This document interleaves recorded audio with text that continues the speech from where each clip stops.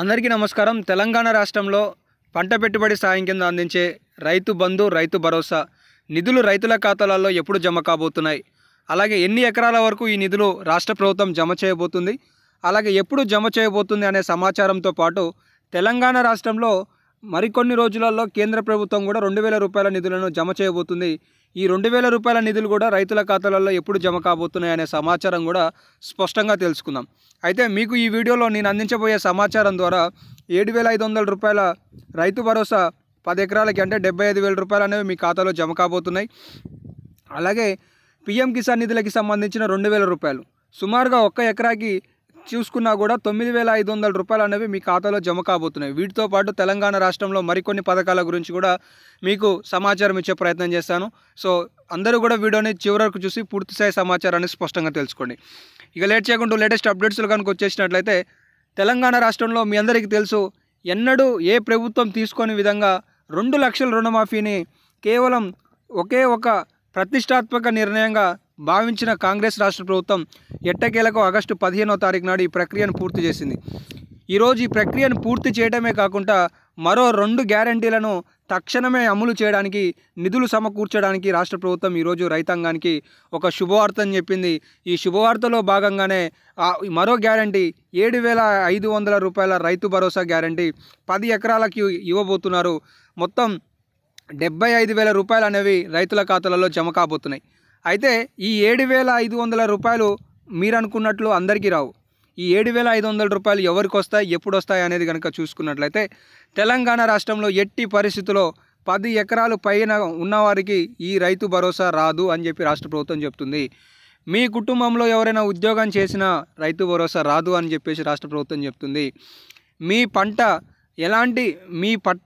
ఎలాంటి పంట లేకుండా ఖాళీగా ఉంటే మీకు రైతు భరోసా రాదు అని చెప్పి గవర్నమెంట్ చెప్తుంది.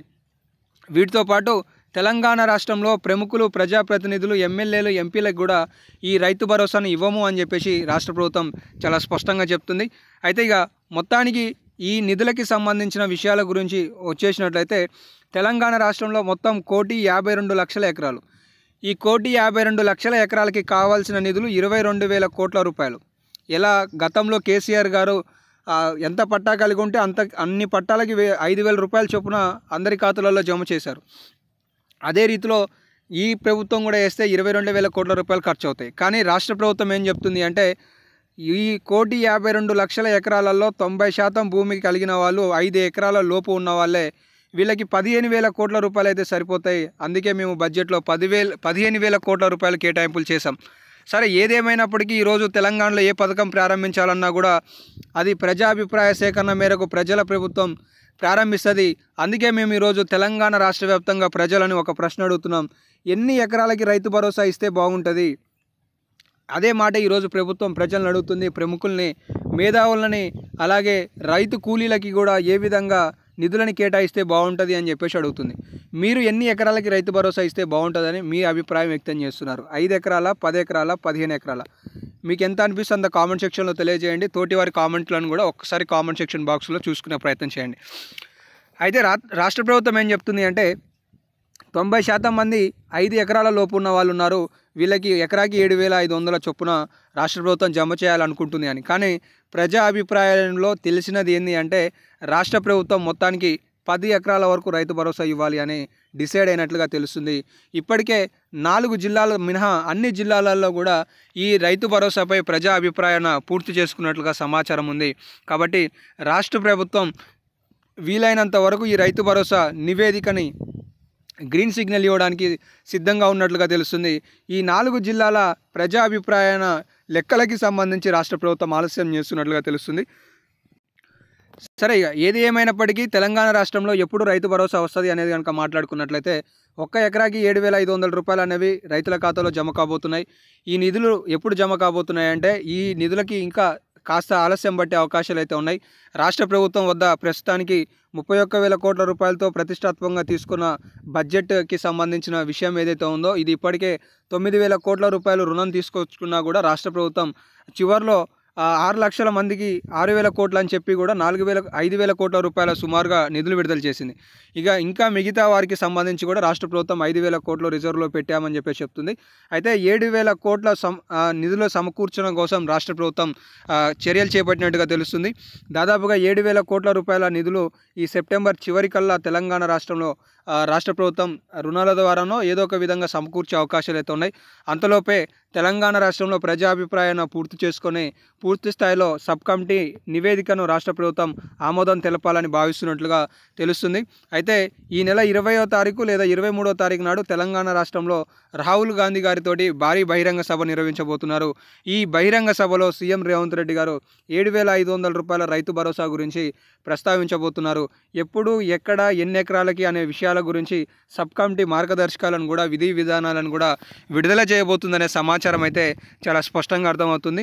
మొత్తానికి తెలంగాణ రాష్ట్రంలో రైతు భరోసా 7,500 రూపాయలు అనేవి సెప్టెంబర్ నెలలో రైతుల ఖాతాలలో జమ కాబోతున్నాయి. అటు 2,000 రూపాయల కేంద్ర ప్రభుత్వం ఇచ్చే పీఎం కిసాన్ నిధులు అనేవి అక్టోబర్ నెలలో 18వ విడత జమ కాబోతున్నాయి. 17వ విడత ఎవరికైనా పడకపోతే 17, 18 రెండు కలిపి 4,000 రూపాయలు మీ ఖాతాలో ఎకరాకి జమ కాబోతున్నాయనే సమాచారం కూడా ఈ సందర్భంగా మనం తెలుసుకోవచ్చు. వీటితో పాటు తెలంగాణ రాష్ట్రంలో మరికొన్ని పథకాలు, గృహజ్యోతికి సంబంధించి రాష్ట్ర ప్రభుత్వం మరొక ఛాన్స్ ఇచ్చింది. మీకు కనుక జీరో బిల్లు రాకుంటే సంబంధిత ఎంఆర్ఓ, మండల రెవెన్యూ ఆఫీసులు కానీ మండల స్థాయి ఆఫీసులలో కౌంటర్లు ఉన్నాయి.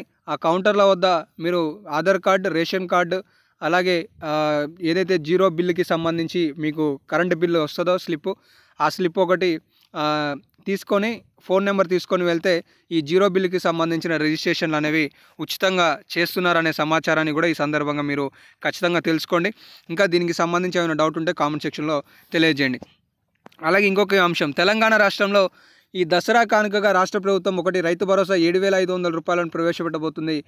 రెండో పథకం వచ్చేసి ఈ ఇందిరమ్మ ఇండ్లకి సంబంధించి 4,50,000 ఇండ్ల మంజూరు ఉండబోతుందనే సమాచారం ఉంది. దాదాపుగా నియోజకవర్గానికి 3,500 ఇండ్లను రాష్ట్ర ప్రభుత్వం మంజూరు చేయబోతుంది. ఒక్క ఇంటి నిర్మాణానికి 5 నుండి 6 లక్షల రూపాయలు లబ్ధిదారుని ఖాతాలో జమ చేయబోతుంది రాష్ట్ర ప్రభుత్వం. ఈ ఇంటి నిర్మాణం మహిళ పేరు మీద నిర్వహించాలని చెప్పేసి రాష్ట్ర ప్రభుత్వం భావిస్తుంది. ఇంటి స్థలం ఉంటే ఏం లేదు, స్థలం లేకుంటే 400 చదరపు మీటర్ల స్థలాన్ని కూడా రాష్ట్ర ప్రభుత్వం అందించాలని భావిస్తుంది. మూడో అప్డేట్ కనుక విషయానికి వచ్చేసినట్లయితే, తెలంగాణ రాష్ట్రంలో ప్రతి ఏటా బతుకమ్మ చీరలు అందించేది, కానీ ఇప్పుడు బతుకమ్మ చీరల ప్లేస్లో గిఫ్ట్స్ అందించాలనే ఆలోచనలో రాష్ట్ర ప్రభుత్వం ఉన్నట్టుగా తెలుస్తుంది. లేదంటే మనీ రూపంలోనైనా మహిళలకి 2,500 రూపాయలు ఇస్తామని చెప్పిన రాష్ట్ర ప్రభుత్వం ఆ రోజు ఈ నిధులని కేటాయింపులో భాగంగా బతుకమ్మ చీరలకి బదులుగా ఇవ్వాలనే ఆలోచనలో కూడా రాష్ట్ర ప్రభుత్వం ఉందనే సమాచారం అయితే తెలుస్తుంది. మొత్తానికి తెలంగాణ రాష్ట్రంలో బతుకమ్మ చీరల కన్నా బహుమతులే బెటర్ అని చెప్పేసి చాలామంది అంటున్నారు. మీరేమంటారు అనేది కామెంట్ సెక్షన్లో తెలియజేయండి. బతుకమ్మ చీరలు బాగుంటాయా లేదంటే గిఫ్ట్స్ బాగుంటాయా అని మీరు భావిస్తున్నారు అనేది సమాచారం తెలియజేయండి. వీటికి సంబంధించి రాష్ట్ర ప్రభుత్వం కసరత్తు చేస్తుంది. ఇతర రాష్ట్రాలతో విధి విధానాలకి సంబంధించి కూడా కాస్త స్టడీ చేస్తున్న సమాచారం అయితే ఉంది. మొత్తానికి తెలంగాణ రాష్ట్రంలో రైతు భరోసాకి సంబంధించిన లేటెస్ట్ అప్డేట్స్ ఇవి ఉన్నాయి. అలాగే ఇతర అప్డేట్స్ కూడా మనం తెలుసుకున్నాం. ఇంకా ముందు వీడియోలలో ఇంకా రైతు భరోసాకి సంబంధించి ఏమైనా లేటెస్ట్ అప్డేట్స్ వస్తే తెలియజేసే ప్రయత్నం చేస్తాను. మిస్ కావద్దనుకుంటే మన ఛానల్ని సబ్స్క్రైబ్ చేసుకొని ఫాలో అవుతుండండి. ధన్యవాదాలు.